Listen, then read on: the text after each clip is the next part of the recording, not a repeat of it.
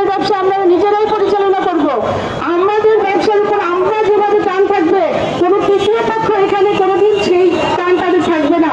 কারণ শুরু থেকে আমাদের দেশে একটাই স্লোগান, তৃতীয় পক্ষ মাঝখানে যেন না থাকে। কিন্তু আমরা সেই বৈষম্যের শিকার হচ্ছি, আমাদের নাকি তৃতীয় পক্ষ ঢুকে গেছে। যাই হোক, যখন আমাদের এই সরকার পতন হলো, তখন আমাদেরকে আগের বিগত সরকারের জিনিসটাই বাস্তবায়ন করা চলেছে। আমরা ভেবেছিলাম, আমরা আশার আলো দেখেছিলাম যে আমরা জৈতা পাওয়ারের নতুন